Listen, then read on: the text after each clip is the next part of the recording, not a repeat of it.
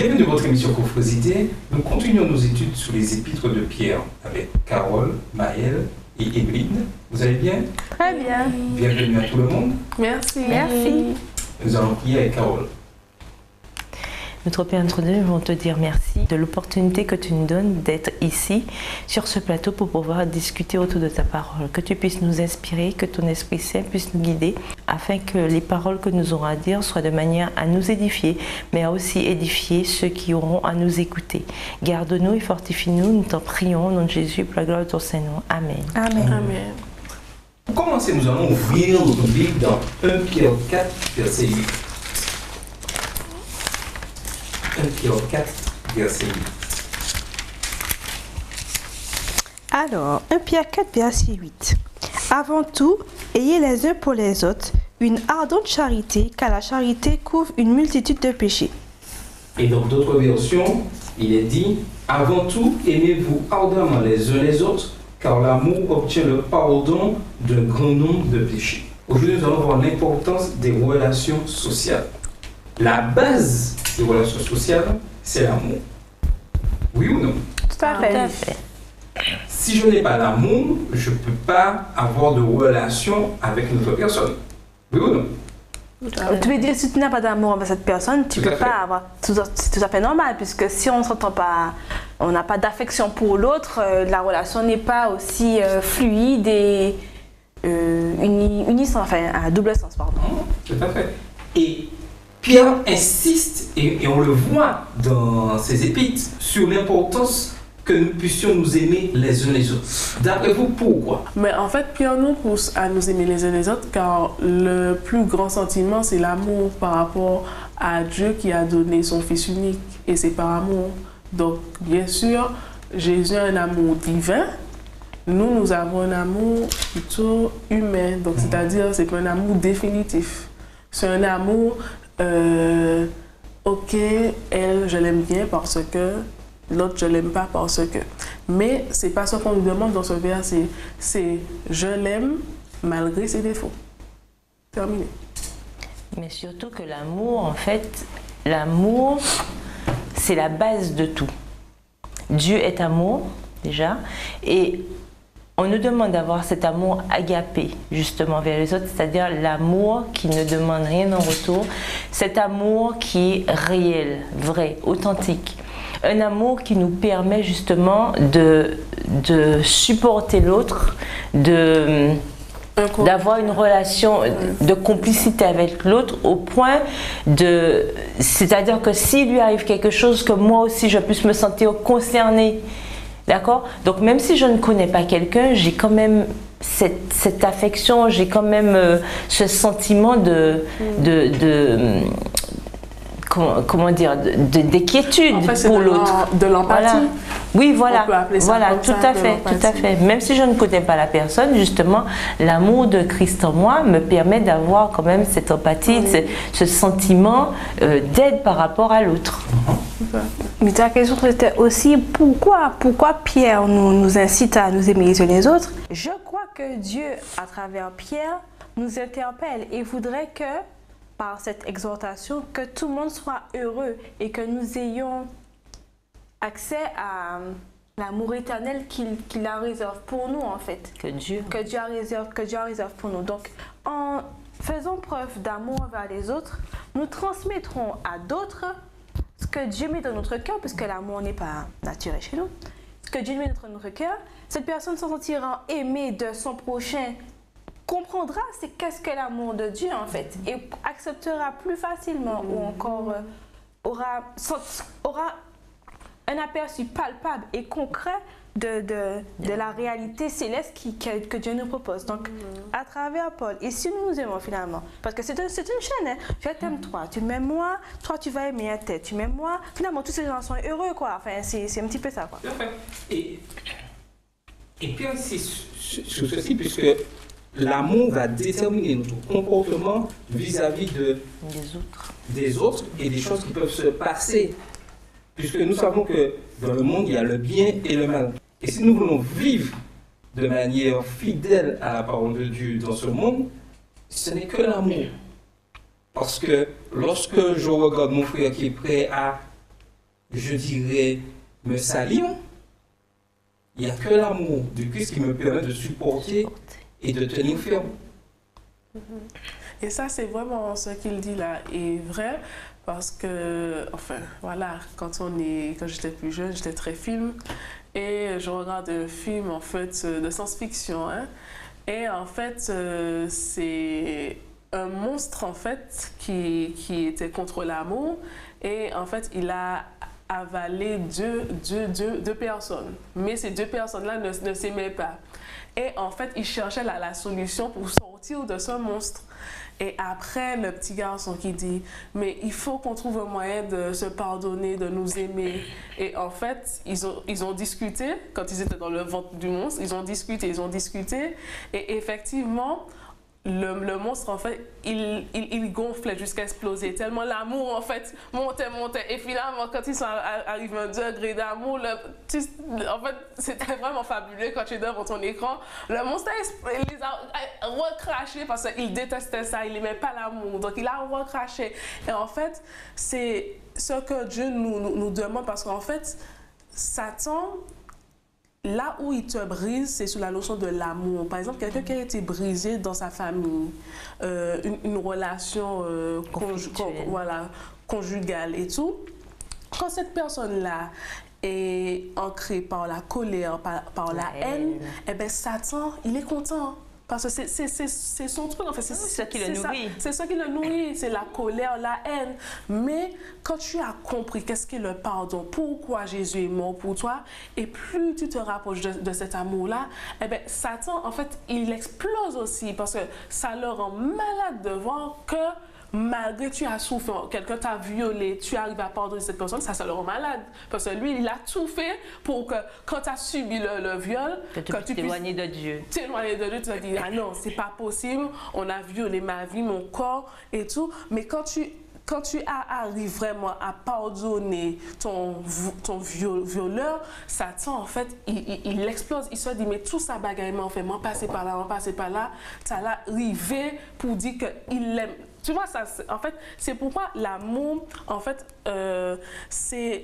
t'as pas besoin de beaucoup, c'est-à-dire de choses matérielles. Mais en fait, tu as besoin vraiment d'une force divine. C'est cette force divine-là, parce que sans cette force divine-là, c'est sûr que tu ne pourras pas aller pardonner comme ça, tranquillement, tu pardonnes, c'est facile. C'est vraiment, si ta vie n'est pas ancrée, si elle n'est pas, je dis ancrée, mais tu n'es pas baigné. Je te dis, tu sais, quand tu plonges dans l'eau de mer, si tu n'es pas baigné dans l'amour divin, et je peux te dire, je l'ai avec des frissons parce que c'est vrai, quand tu vis ça, tu te dis, mais heureusement que Dieu est là. Parce que sinon, tu meurs, mais tu meurs mal. Tu meurs mal si tu es ancré par cette haine qui te ronge, et vraiment, quand tu dis ça te ronge, c'est pire qu'un médicament. La haine, ça te ronge, ça ronge physiquement, émotionnellement. Oui. Tandis que quand tu es béni de l'amour, grâce au Saint-Esprit, je t'assure que tu en témoignes et tu ressens vraiment victorieux. Tu ressens grandi de tout ça. Oui, voilà. Et nous voyons cette semaine que Pierre, qui insiste toujours sur l'amour, parle d'une relation particulière avec l'État. Et il fait entrer, je dirais, ce sentiment d'amour afin que nous puissions avoir ces relations avec l'État. Et nous lisons ça rapidement dans 1 Pierre 2, à partir du verset 13. 1 Pierre 2, verset 13 à 17. Soyez soumis à cause du Seigneur à toute autorité établie parmi les hommes, soit au roi comme souverain, soit au gouverneur comme envoyé par lui pour punir les malfaiteurs et pour approuver les gens de bien. Car c'est la volonté de Dieu qu'en pratiquant le bien, vous réduisez en silence les hommes ignorants et insensés, étant libres sans faire de la liberté un voile qui couvre la méchanceté, qui agissent comme des serviteurs de Dieu. Et verset 17. Honorez tout le monde, aimez les frères, craignez Dieu, honorez le roi. Qu'est-ce que Pierre nous demande? Honorer, donc, c'est respecter. Et quand tu respectes, le respect est transmis par l'amour. Quand tu respectes quelqu'un, tu l'aimes, en fait. Il nous demande d'être soumis aux autorités, déjà. De respecter les personnes qui nous gouvernent. Alors, déjà. Il commence par dire ça. Non, mais ma question là, en tant que jeunes, nous vivons une réalité dans le monde aujourd'hui où des conflits sociaux, des grèves sont, je dirais, monnaie courante contre l'injustice, entre guillemets, qui existe au niveau de l'État. En tant que jeune chrétien, adventiste, quel comportement dois-je avoir vis-à-vis de ce que Pierre dit? Puisqu'il nous demande là d'honorer tout le monde, aimer les frères, craigner Dieu, honorer le roi. Ça nous dit, soyez soumis à cause du Seigneur. Quand on nous dit à cause du Seigneur, en quelque part, on nous dit, parce que vous connaissez Dieu, d'accord, vous devez être soumis. Quelque part, c'est ça. Donc, le fait de connaître Dieu, on en parlait tout à l'heure. La Bible ne se contredit pas, Dieu ne se contredit pas. Nous connaissons Dieu, ça veut dire que nous devons avoir une attitude différente de celle des autres. Nous ne devons pas faire comme des gens ignorants. Puisque nous savons que l'injustice existe, nous savons que le mal existe, nous savons que ces choses devaient arriver, Dieu dans sa préscience nous a prévenus. Donc nous ne devons pas agir comme des insensés, des personnes qui n'ont aucune connaissance, et faire comme des ignorants, aller provoquer, aller avoir une attitude qui est contraire à la volonté de Dieu, sous prétexte qu'il y a des injustices, puisque nous sommes au courant que ça devait arriver. Quel comportement on nous demande d'avoir face à l'injustice? Nous pouvons, par exemple, prier justement pour que ces injustices ne nous atteignent pas. Et si nous devons affronter cette injustice, demander à Dieu de nous aider à tenir ferme. Voilà. Comme les compagnons de Daniel, comme Daniel, quand il y a eu le décret qui a interdit de prier par Darius parce qu'il ne devait plus prier. C'était de l'injustice. Est-ce que Daniel a été faire grève de la faim devant le palais? Non, qu'est-ce qu'il a fait? Il s'est enfermé dans sa chambre, il a continué à faire sa prière. Tranquillement, demander à Dieu de l'aider. Quand ses compagnons se sont retrouvés devant la statue, qu'est-ce qu'ils ont fait? Est-ce qu'ils ont monté des tracts, etc.? Ah non, c'est injuste, etc. Non, qu'est-ce qu'ils ont fait? Ils se sont tenus. Déjà, ils ne se sont pas agenouillés, première chose. Donc, avoir toujours une attitude de bonne loi, comme on dit, être authentique. Donc, je suis chrétien ou je suis chrétienne, voilà, je ne ferai pas ça. Donc, ils ont gardé leur identité de chrétien, ce qu'on disait la semaine dernière. Deuxièmement, quand on les a arrêtés, ils sont venus devant le roi, ils ont dit quoi? Au roi, vis éternellement. Le Dieu que nous servons peut nous délivrer de ta main. Et même s'il ne le fait pas, nous n'allons pas nous prosterner. Donc, qu'est-ce qu'on voit là? Des jeunes qui, à tout moment, se sont tenus fermement contre l'injustice, mais sans pour autant enfreindre la loi. Et nous, en tant que chrétiens, nous devons avoir la même attitude. Ce n'est pas parce que nous voyons des injustices que nous devons agir comme des gens qui ne connaissons pas la réalité. Nous savons que ça existe dans le monde. Donc, ce n'est pas en enfreignant la loi en plus que nous allons faire avancer quoi que ce soit. Et que faisons-nous de nos droits et devoirs? Puisque, bon, je ne sais pas autour de Daniel, hein, mais maintenant, on a un certain droit à la liberté religieuse, on a un certain droit à la liberté d'expression et autres.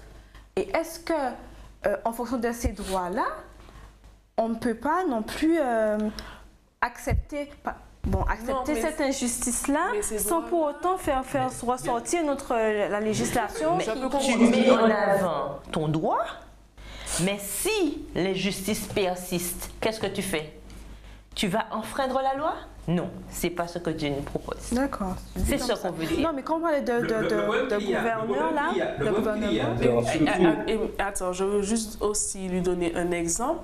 Quand Daniel et ses compagnons ont fait leurs premières entrées dans le royaume de Nebuchadnezzar, on leur proposait du vin, du porc, enfin, etc.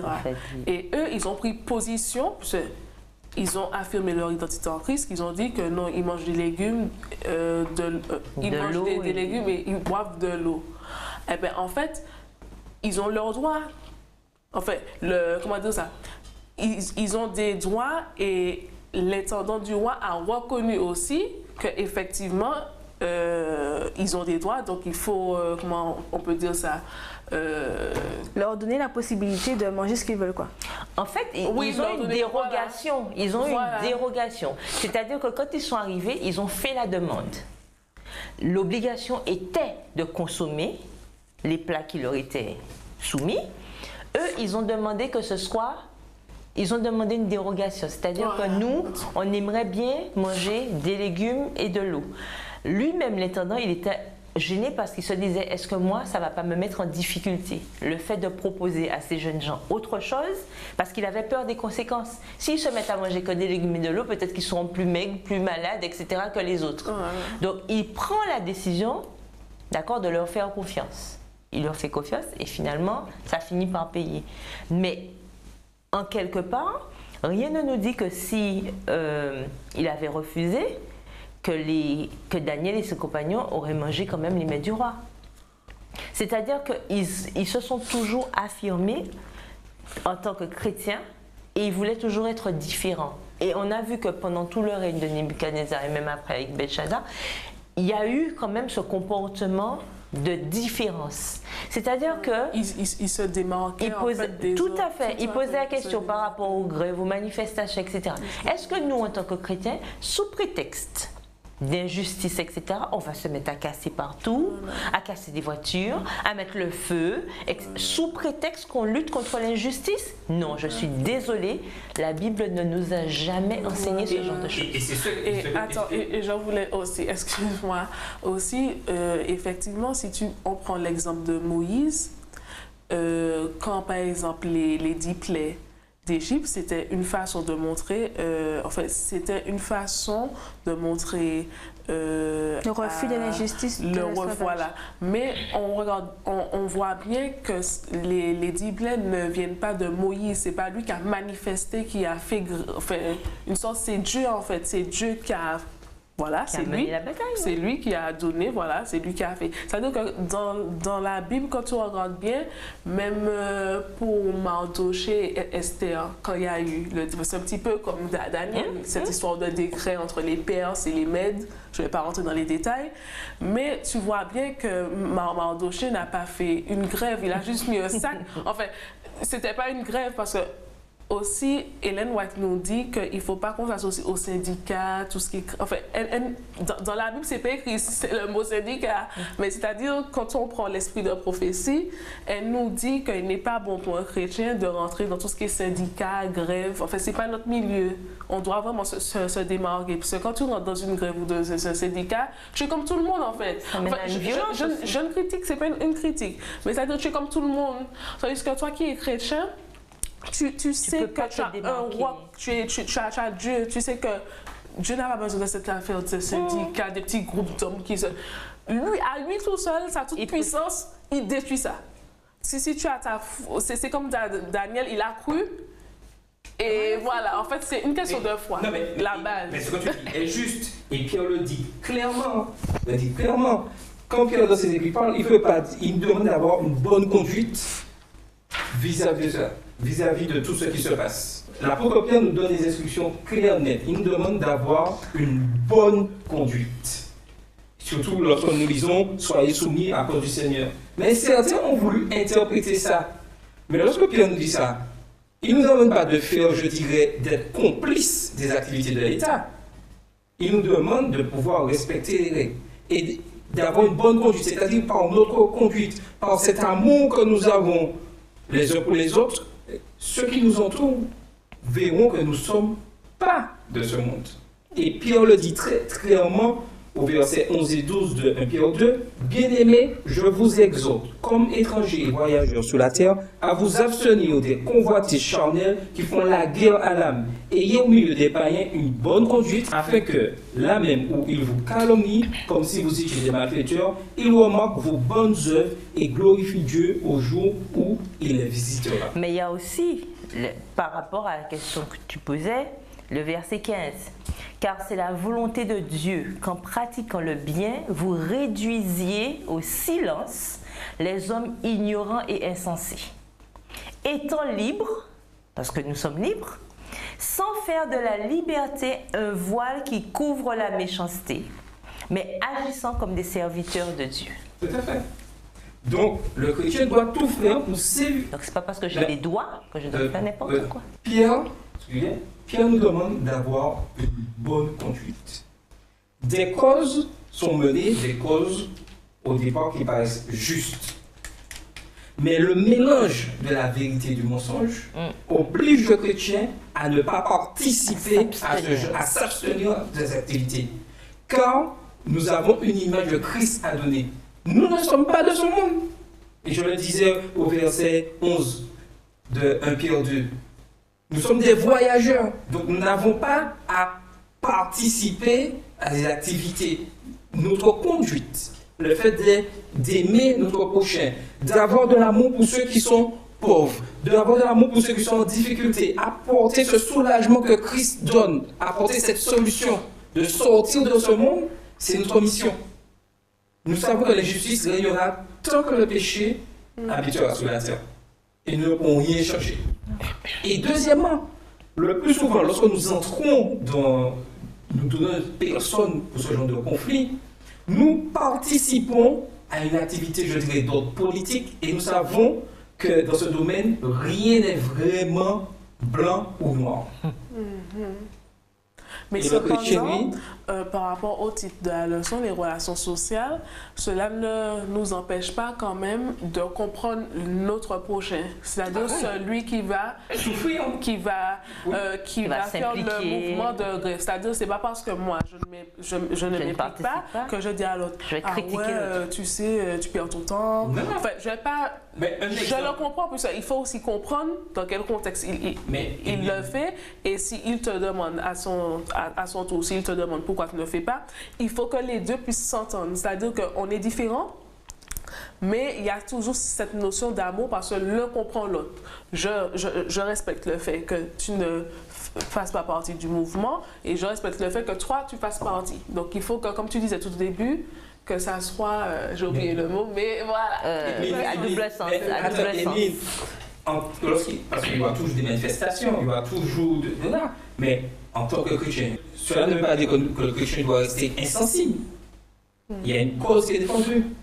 Mais il peut apporter sa part de manière, je dirais, constructive, de manière aimante, c'est-à-dire celui qui apporte le baume apaisant dans ses relations sociales, conflictuelles.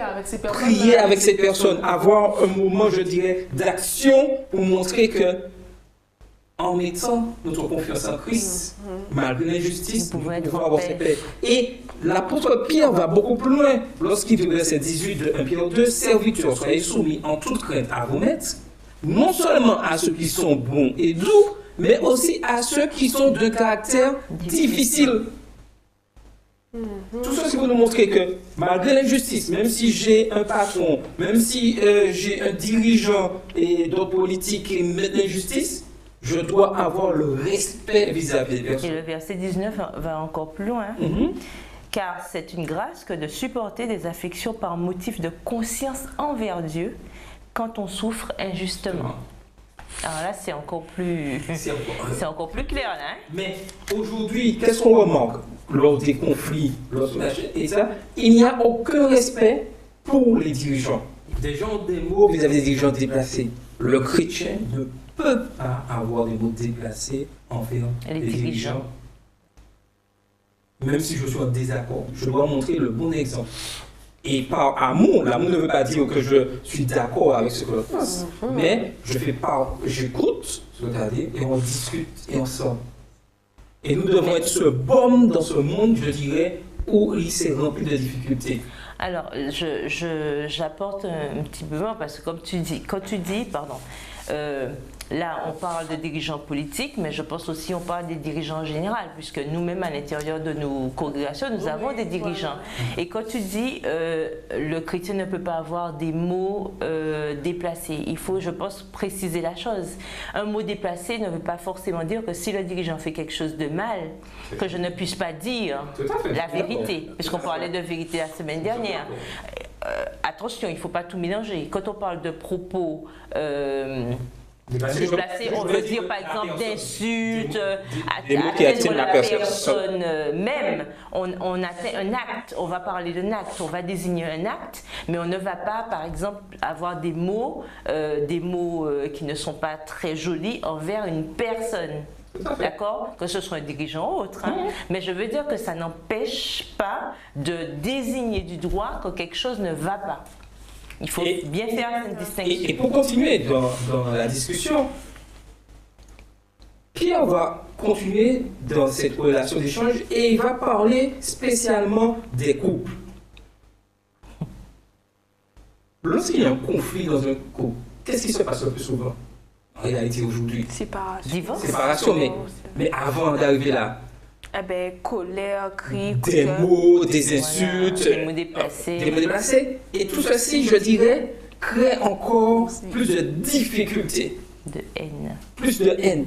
Et l'apôtre Pierre nous dit clairement de pouvoir dans ces moments, je dirais, difficiles, parce qu'il y en aura. Quand un couple décide de se marier, ils sont mariés pour le meilleur et pour le pire. Devant le pasteur, ils le disent. Meilleur et pire. Ça veut dire qu'il y aura des difficultés. Mais aujourd'hui, il faut l'avouer, et l'ennemi de nos âmes fait tout pour détruire les couples. Lorsqu'il y a une difficulté, qu'est-ce qu'il parle? Insulte, mauvais comportement, alors que Pierre nous demande d'avoir de l'amour. Pierre nous demande d'avoir cet amour à l'intérieur du couple. Pourquoi? Parce que la relation de couple, c'est aussi l'image de la relation que Dieu a avec son Église aussi. Et ça, cette relation est basée sur l'amour. Et 1 Corinthiens 13 nous dit bien que l'amour croit tout, supporte tout, espère tout, que tout va disparaître, mais que l'amour, parce qu'il y aura la foi, l'espérance, l'amour, mais la plus grande de ces choses, c'est l'amour. Parce que c'est la base de tout. Et si justement on veut refléter cet amour, c'est vrai qu'un foyer où cet amour fleurit, où il y a ce véritable amour, c'est un exemple justement de l'amour de Dieu envers son Église. Et on est prêt à supporter. Tout à fait. Je me demande pourquoi il faut avoir de l'amour. Mais si ces gens se sont unis, c'est parce qu'ils s'aimaient, parce qu'ils s'aiment. Donc le pourquoi, c'est parce que j'aime que je suis là. Donc c'est toujours parce que j'aime que je te traite correctement quand je suis en désaccord avec toi. C'est parce que je t'aime que je te respecte, et ainsi de suite. Donc en fait, c'est parce que je te pardonne de ton adultère. Aussi, en fait. Tu as bugué. Tu as bugué. Mais c'est parce que je t'aime que je te trompe pas. Et attends, mais je vais plus loin. Warren Barfield a écrit un chant et il dit sur l'amour, l'amour, a-t-il écrit, n'est pas un endroit où l'on va et vient à sa guise, mais plutôt une maison où l'on entre et s'engage à rester. C'est fort ce qu'il dit. Très bien dit, c'est vrai. Parce que si je vais à une maison, je fais ce que je veux, je rentre, je sors, c'est sûr et certain que ça n'a aucune valeur. Non? Ça n'a aucune valeur. En fait, l'amour s'entretient, puisque Jésus, quand il nous aime, en fait, il est très patient, parce qu'il entretient cet amour-là. C'est-à-dire, même quand on s'éloigne de lui, ben lui, il ne s'éloigne pas de nous. En fait, ça dépend. Parce que, il va nous chercher. Il va nous chercher, mais ça dépend, parce qu'il y a quand même des gens qui m'ont dit que quand on s'éloigne de Dieu, il se peut aussi que Dieu s'éloigne de nous. Alors moi, dans mon esprit, moi c'est non, parce que même quand je m'éloigne de Dieu, mais il est comme, c'est-à-dire il laisse les 99 brebis et il va chercher celle qui est perdue. Donc pour moi, il ne peut pas s'éloigner, parce que c'est comme ça, c'est sa nature. Donc pour moi, je ne crois pas quand quelqu'un me dit, mais oui, quand tu t'éloignes de Dieu, ben Dieu aussi s'éloigne de toi. C'est toi qui t'éloignes. C'est toi. Et tout ça pour nous montrer que certains d'entre nous ne sont pas encore mariés et trouvent que peut-être que le mariage a perdu son sens. Mais lorsque je comprends la relation de Dieu avec moi, c'est un mariage. Et Dieu, lui, il est fidèle. Est-ce que moi, je suis fidèle envers Dieu? Donc, pensons à ça. Pensons à notre relation avec Dieu. Et faisons tout pour être fidèles à sa parole, fidèles à ses commandements. Et nous aurons de la réussite. Et nous verrons que nos relations avec les autres deviendront magnifiques. C'est mon souhait pour chacun de nous. C'était votre émission Confos Idées sur Espérance TV Interamérique.